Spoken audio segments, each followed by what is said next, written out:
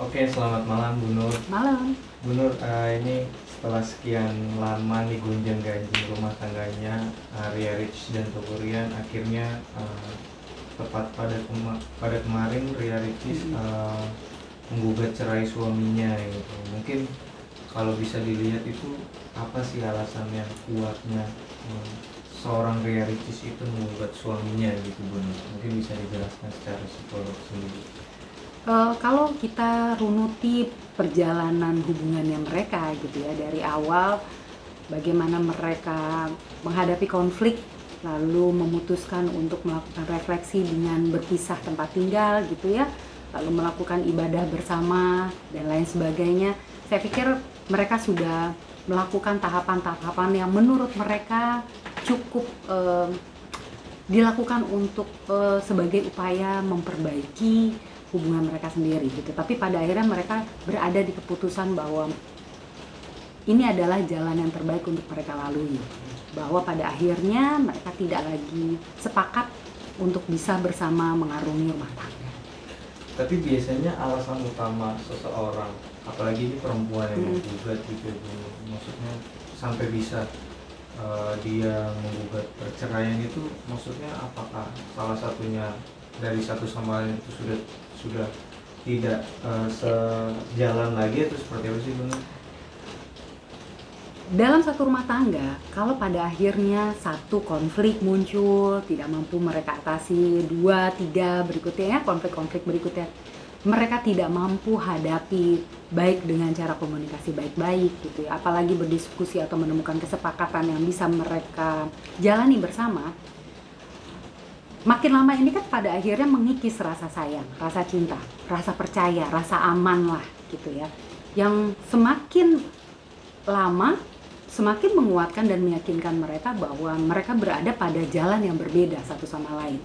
Nah, ini yang pada akhirnya mereka berpikir, atau mungkin si pihak perempuan yang mengatakan, merasakan bahwa tidak ada lagi hal-hal yang bisa membuat dia bisa bertahan dalam pernikahan ini, karena nggak ada hal-hal yang mungkin bisa menguatkan atau meyakinkan dia bahwa kalau bersama dengan pria ini aku akan bisa menjalani hubungan pernikahan yang harmonis, hubungan pernikahan yang mungkin sesuai dengan harapan dan visi misinya gitu. Pada akhirnya sudah.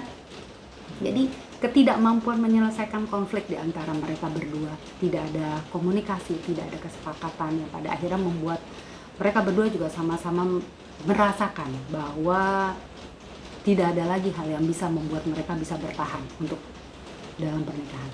Oke. Bu, ini kan di beberapa pertemuan Topurian itu sering juga kalau di depan umum itu terlihat tersenyum dan tidak emosional, namun sebenarnya mungkin apa yang ada di kepalanya itu banyak pikiran lah gitu. Yeah. Ya. Mungkin kalau sifat dasar manusia itu mungkin bisa nggak sih kayak gitu, maksudnya ketika di depan umum dia bisa tersenyum, tapi ketika di rumah banyak pikiran itu. Mungkin seperti itu kalau dalam psikologi. Ya kan ada orang-orang yang memang pada dasarnya tidak senang ya untuk mengungkapkan kondisi, problem ataupun masalah-masalah dalam kehidupan pribadinya itu di halayak ramai gitu ya. Mereka berusaha untuk tutupi betul-betul gitu supaya memastikan bahwa orang lain hanya melihat sisi baik dari mereka, sisi indah dari kehidupan mereka gitu. Bolehkah begitu? Boleh, gak apa-apa gitu ya. Tapi lalu pada yang terpenting adalah mereka punya cara-cara sendiri, bahwa di belakang layar gitu ya, tidak mereka tampilkan di depan umum, mereka punya upaya-upaya untuk menyelesaikan, untuk bisa mengatasi problem-problem tersebut gitu. Nah, itu yang memang baiknya atau elegannya seperti itu, apalagi untuk seorang public figure, karena biar bagaimanapun semua perilaku, tindak tanduk gitu ya, apa yang tampil di halayak itu kan memang mendapat penilaian dari banyak orang, dan ini pasti akan mempengaruhi branding mereka gitu, tentang apa ya, ibaratnya nantinya berpengaruh ke pekerjaan dan lain sebagainya. Ini banyak juga yang menyebut bahwa Topurian ini star syndrome gitu semenjak menikah dengan Ria Ricis, karena yang kita tahu juga kan sebelum dia menikah sama Ria Ricis ya dia hanya seorang ASN, terus maksudnya ketika dia kenal ya mungkin bisa dikatakan nama dia sampai sekarang ini ya berkat nama dari Ria Ricis sendiri gitu, mungkin seperti apa sih? Tidak bisa dipungkiri bahwa memang menikah dengan seorang yang lebih terkenal ini pasti akan membuat nama pasangannya juga akan ikut terbawa ya, ikut menjadi terkenal, dikenali oleh banyak orang pastinya gitu. Tapi apakah nanti berikutnya yang orang lain lihat ini kan adalah prestasi-prestasi yang dihasilkan. Apakah dari namanya yang ikut terbawa ini juga bisa membawa dampak baik? Memang dia mampu menampilkan istilahnya perilaku-perilaku atau sikap-sikap yang juga layak untuk membuat dia menjadi seseorang yang juga terkenal atau layak untuk dikenali gitu. Kalau memang ternyata dia menampilkan sikap-sikap yang mendukung untuk dia tampil sebagai seorang selebriti, seorang artis dan lain sebagainya, ya sudah, berarti ya tadi langkah bahwa dia pada akhirnya terdongkrak namanya karena pasangan, ya anggap itu sebagai satu keberuntungan di awal gitu ya, satu kesempatan lah gitu. Selanjutnya proses dan upaya-upaya dari orang tersebut itu sendiri sih yang pada akhirnya akan menentukan apakah dia betul akan menjadi seorang selebriti atau artis yang layak untuk diperhitungkan atau tidak. Oke. Bu, kalau dalam biasanya apa aja sih Bu konflik yang memang terjadi gitu untuk seseorang itu bisa bercerai gitu? Maksudnya tadi kan Ibu sudah menyebutkan ya salah satunya yang tadi itu yang disebut, terus mungkin faktor lain seperti kayak apa namanya, mungkin seks juga bisa, terus karena kan ada beberapa ini juga bilang katanya Tokurian juga sering tidak menyentuh Ria Ricis alias tidak diberikan nafkah batin oleh Tokurian sendiri gitu. Itu salah satu yang bisa mempengaruhi juga nggak sih Bu? Kayak gini, sebelum menikah ada baiknya pasangan-pasangan yang akan memulai menikah ini ya, mereka harus memastikan melakukan 3 hal sih ya.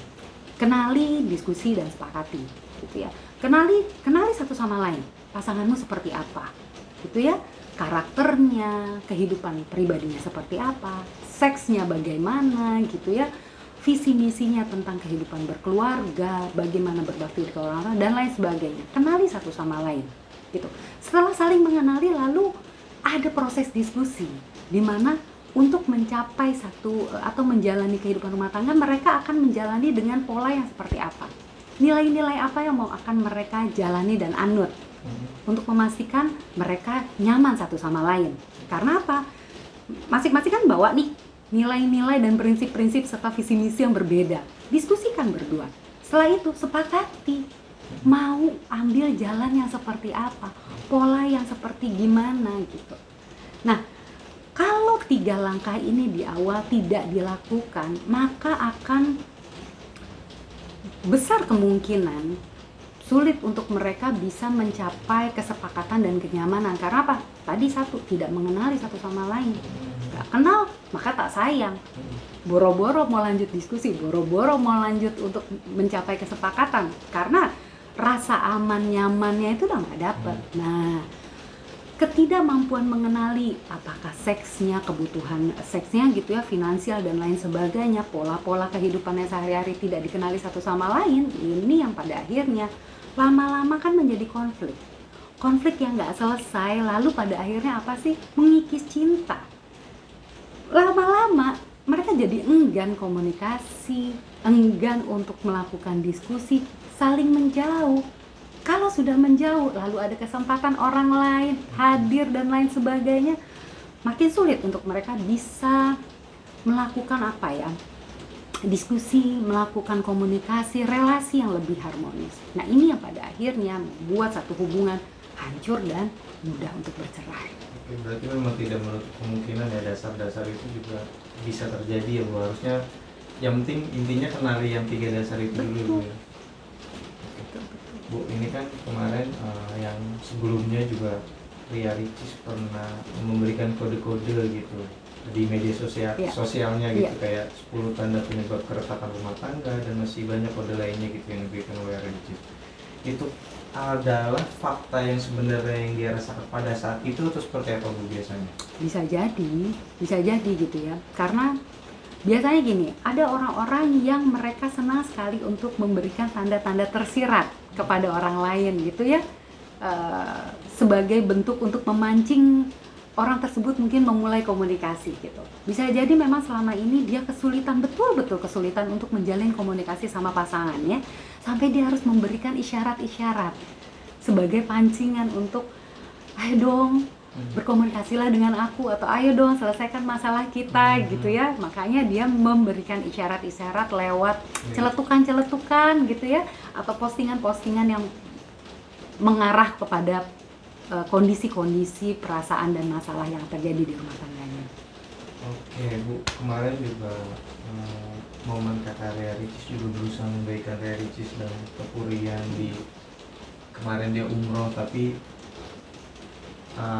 pada saat umroh juga mereka terlihat tidak berbarengan gitu. Maksudnya momen umroh ini mungkin bisa dikatakan gagal gitu ya Bu ya, dalam memediasikan antara mereka berdua gitu. Apakah memang itu karena dari pribadinya sendiri atau seperti apa sih Bu biasanya Bu? Gini, seringkali orang berharap bahwa dengan pada saat mereka punya masalah lalu mereka berdua pergi ibadah umroh itu otomatis masalahnya akan selesai gitu ya.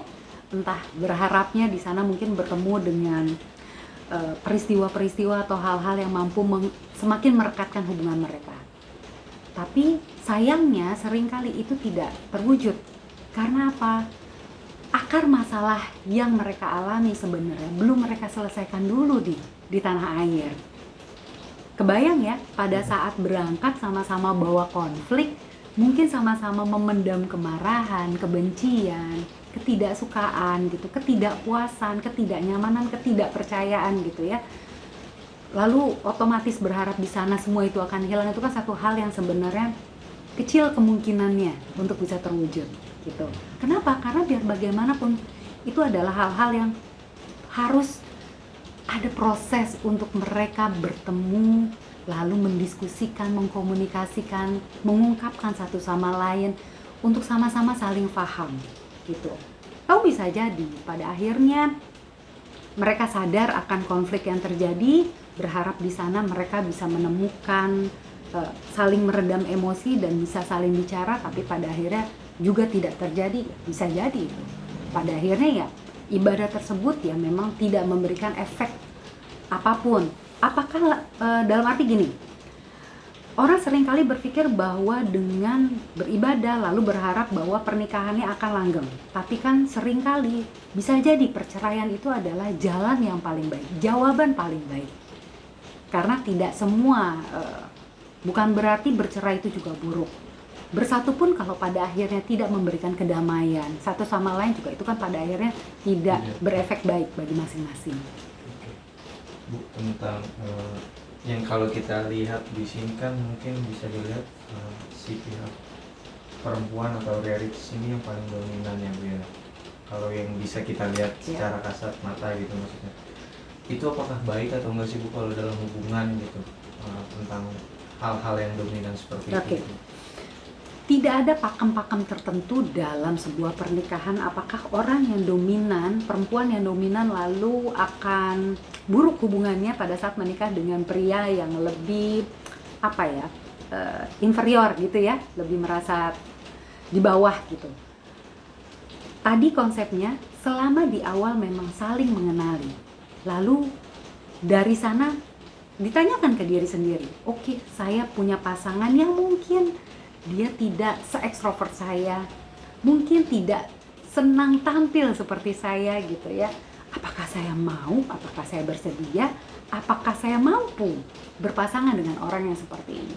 Karena kembali lagi, itu pilihan. Saat yang penting orang tersebut sadar bahwa dengan orang yang aku pilih ini, aku paham resikonya, aku paham konsekuensinya, aku paham akan menjalani kehidupan pernikahan yang seperti apa dengan dia. Kalau merasa mampu, silahkan.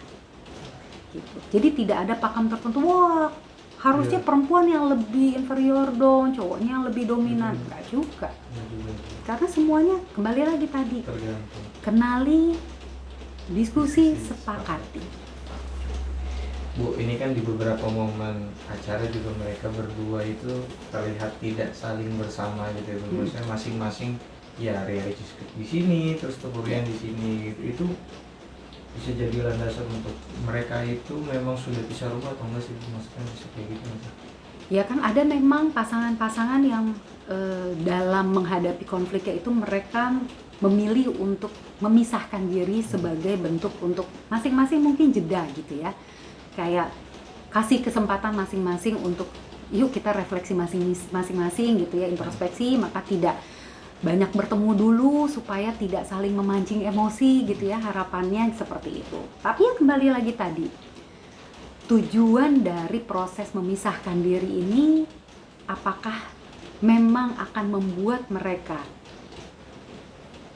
menjadi satu pasangan yang memulai kembali dari awal untuk saling mengenali atau justru malah menjauh.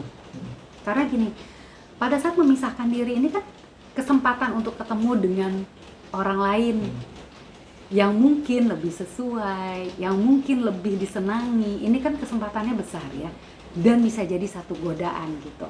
Kalau lalu tujuannya atau niat mereka tidak kuat, memisahkan diri ini tidak kuat, maka momen memisahkan diri akan menjadi justru momen yang membuat mereka saling jauh, baik jauh dari sisi hati, dari sisi komunikasi dan lain sebagainya, yang pada akhirnya memang semakin membuat jurang di antara mereka semakin dalam. Oke. Terus tentang ketampanan dari seorang Ria juga mungkin tidak menjadi jaminan untuk berumah tangganya dengan Ria Ricis juga ya Bu ya? Ya kan kembali lagi ya tadi ya, setiap orang kan punya, pada dasarnya punya standar lah. Nah seringkali kita tidak jujur dengan standar tersebut gitu ya, atau mungkin tidak siap menerima konsekuensi dari standar yang kita buat sendiri. Contoh, aku ingin sekali nih punya suami yang ganteng, tapi kan kembali lagi nggak ada orang yang sempurna. Dia ganteng, tapi dia mungkin tidak tidak sebekerja keras aku mencari rezeki gitu kan. Lalu itu mau nggak? Aku siap menerima nggak gitu kan? Kalau ternyata dia modal ganteng aja, tapi modal lainnya dia nggak punya, ya tanya sama diri sendiri lagi, aku mau nggak ngejalanin itu? Kalau mau ya berarti mesti terima konsekuensi. Diri sendiri yang akan jadi mencari uang lebih keras, karena si pria tampan ini mungkin dia hanya fokus untuk lebih senang mengurus rumah atau keluarga gitu ya. Ya nggak salah juga, intinya tadi kenali, lalu ya diskusi dan sepakati. Oke. Soal anak juga ini kan, maksudnya di dalam rumah tangganya dia juga kan sudah mempunyai satu anak tuh Bu ya, Moana gitu. Itu juga bukan menjadi alasan yang kuat untuk mereka Bertahan dalam satu pernikahan demi anak itu juga bukan satu hal yang baik. Karena biar bagaimanapun anak perlu melihat atau berada dalam satu keluarga di mana kedua orang tuanya juga saling menyayangi, harmonis, mereka menampilkan kerjasama yang baik dalam satu keluarga. Karena apa? Anak akan mencontoh, melihat, merasakan. Semakin melihat kedua orang tuanya bahagia satu sama lain, mereka hidup bersama dalam bahagia, anak pun akan lebih mudah untuk merasakan bahagia. Kalaupun tinggal serumah melihat kedua orang tuanya saling acuh, tidak peduli, penuh konflik gitu ya, atau mungkin diam, silent treatment satu sama lain, itu vibes-nya, frekuensinya, auranya nggak enak atau negatif, itu pasti akan kerasa juga sama anak, dan pasti akan bikin emosi dan mental anak juga pasti akan terpengaruh ikut buruk. Gitu. Bu, ini juga pada saat pernikahan mereka berdua juga kan diekspos besar-besaran, terus juga tamu-tamunya juga tamu-tamu hebat seperti Ridwan Kamil, terus Deddy Mizwar, itu juga tidak menjadi jaminan juga ya Bu ya dalam sebuah keutuhan pernikahan gitu. Ya kan kembali lagi ya, setiap orang pada saat merancang sebuah pernikahan tuh pasti tidak ada yang menginginkan sebuah perceraian sebenarnya, gitu ya. Berharapnya, wah ini pernikahan akan aku jalani sebaik mungkin hingga akhir hayat gitu. Karenanya biasanya orang-orang akan berlomba-lomba untuk merancang sebuah resepsi acara yang sangat indah karena mereka berharap itu akan betul-betul menjadi kenangan sekali seumur hidup dalam hidup mereka gitu. Tapi apa daya, seiring berjalannya waktu ada konflik-konflik, ada masalah-masalah yang harus mereka mampu atasi untuk mereka bisa bertahan dalam pernikahan yang indah itu. Oke, terakhir mungkin Bu, ya tadi yang kita sebutin, yang kita bahas soal problem-problem yang dialami oleh Ria Ricis dan juga Toko Rian, akhirnya juga apakah benar gitu, akhirnya kakaknya Ria Ricis juga mungkin setuju gitu, Ria Ricis itu berpisah dan Toko Rian gitu dalam problem-problem yang ada mungkin. Dari awal kan memang hubungan pernikahan mereka ini kan dipengaruhi atau ada ikut campur tangan keluarga ya gitu. Saya yakin pun dalam proses mereka akhirnya memutuskan untuk berpisah dan bercerai ini pun pasti keluarga sudah saling tahu, sudah saling paham dari bagaimana mereka mungkin memberikan opini dan nasihat di awal ya, sampai lalu pada akhirnya keluarga juga memasrahkan atau memberikan kebebasan kepada pasangan ini untuk lalu memutuskan kalau memang pada akhirnya tidak lagi bisa bertahan, ya itu adalah hak mereka berdua gitu. Karena biar bagaimanapun ya keluarga memang tidak bisa punya kendali penuh atas kehidupan mereka. Oke, makasih Bu.